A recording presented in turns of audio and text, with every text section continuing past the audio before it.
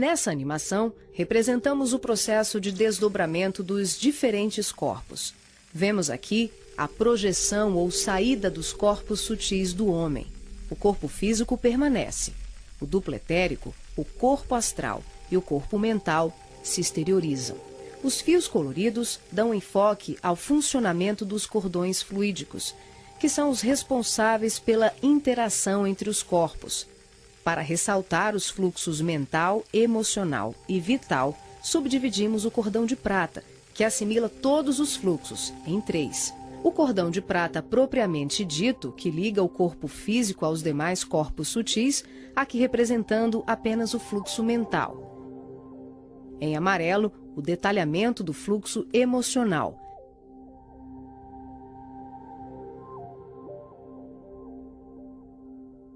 E na cor rosa, o fluxo vital.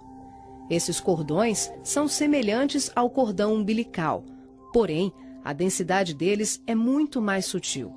São, por assim dizer, vaporosos, uma espécie de laços aeriforme, luminescentes, e varia de acordo com a dimensão da região espiritual onde o ser se encontra. Quando ocorre esse tipo de desdobramento em que o duplo etérico, o corpo astral e o corpo mental se deslocam juntos, o médium não consegue alcançar grandes distâncias, devido à densidade do corpo etérico, que, em síntese, são emanações neuropsíquicas do corpo físico.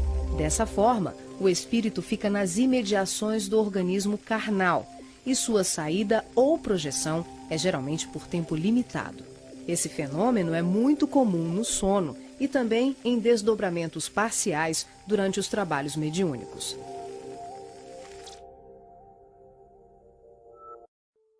Nesse exemplo de desdobramento, a projeção se inicia com a exteriorização dos 3 corpos sutis, o duplo etérico, o corpo astral e o corpo mental.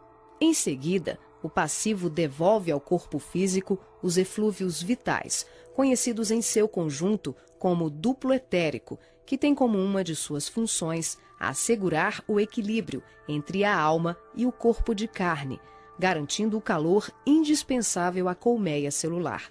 Desembaraçado dos veículos mais densos, corpo físico e duplo etérico, o médium se desloca com o corpo astral, envolvido pelo corpo mental e pelos outros corpos mais sutis, aqui não representados.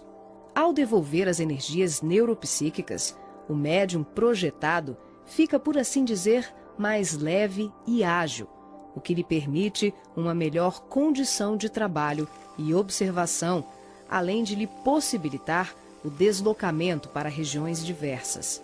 Ele pode viajar para qualquer lugar do espaço, incluindo o plano físico e o extrafísico. O corpo astral envolvido pelo corpo mental fica permanentemente conectado ao corpo físico pelo cordão de prata, que também é conhecido como cordão fluídico. Trata-se de um laço, um feixe energético extremamente flexível e expansível, que é formado de microtúbulos, a exemplo dos chakras, e mantém um fluxo energético bidirecional entre os corpos densos e sutis.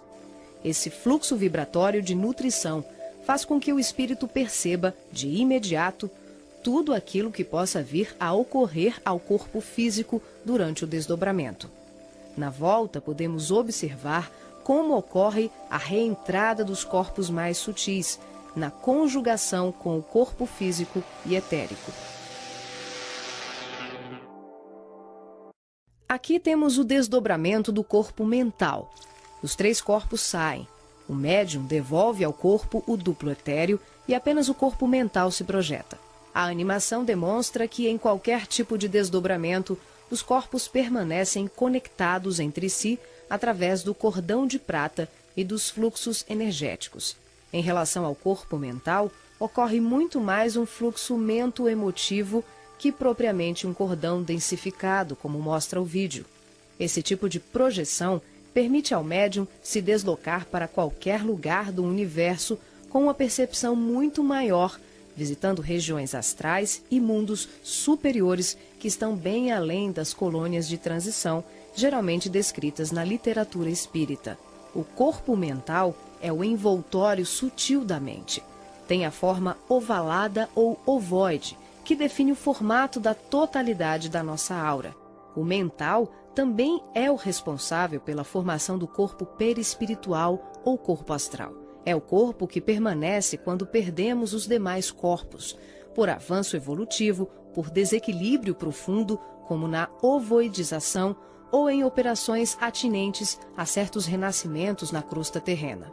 É por essa razão que os espíritos que perderam os corpos mais densos, corpo físico, duplo etérico e corpo astral, por monodeísmo, permanecendo envolvidos apenas pela túnica mental, são chamados de ovoides ou esféricos. Essa animação exemplifica como se dá a interação por expansão da consciência, sem que haja nenhuma dissociação dos corpos densos e sutis. As percepções dos mundos astral e mental, além das comunicações mediúnicas especiais, como a recepção de correntes de pensamentos, podem ser realizadas sem que haja o desdobramento de nenhum dos nossos corpos. Esse fenômeno se manifesta pela expansão simples e ampla da consciência. É um processo interior, de qualificação e sutilização do medianeiro, um acesse.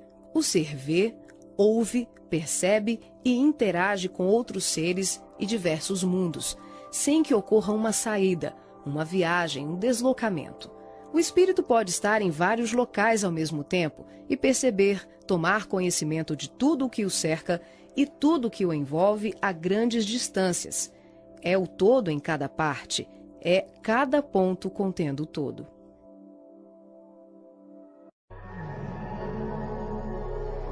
Nessa animação, visualizamos os espíritos revestidos apenas pela túnica ou corpo mental, após a perda do corpo astral ou perispiritual, quando tomamos a parte pelo todo.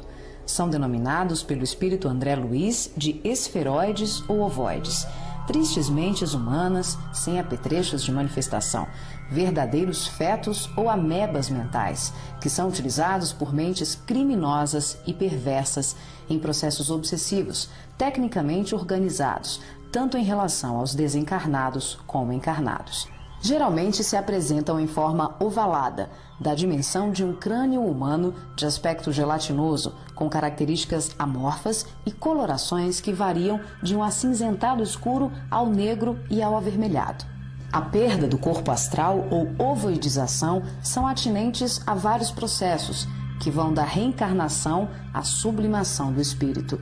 Aqui, focalizamos o sentido inferior dessa ocorrência, quando a personalidade desencarnada continua no além-túmulo, o cultivo das ideias de ódio, vingança, autodestruição, culpa, egoísmo, apego vicioso, gerando uma fixação monodeística, que é a tendência da consciência de fixar o pensamento em uma só ideia, provocando alterações fisiológicas e anatômicas no veículo perispiritual.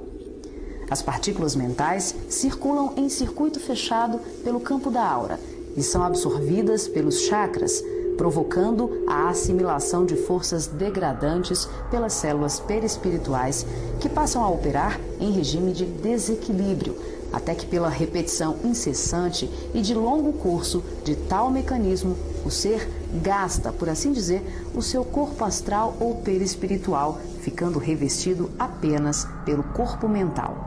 Como a mente é o fundamento organizador de todos os nossos tecidos grosseiros e sutis, as cristalizações do pensamento em circuito fechado, em verdadeiros processos de auto-hipnose, de ondas negativas, de ódio, mágoas e diversos outros sentimentos de baixa vibração, acabam gerando uma atrofia do corpo espiritual da criatura em desequilíbrio, perdendo temporariamente o desenho humano.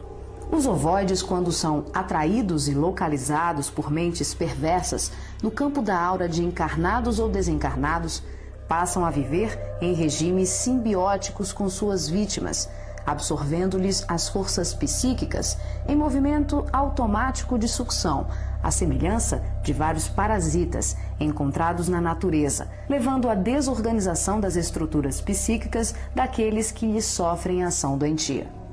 Dependendo das parcelas de créditos e débitos entre os litigantes de tão triste quadro, As relações vindicativas podem se prolongar para além da morte física do hospedeiro.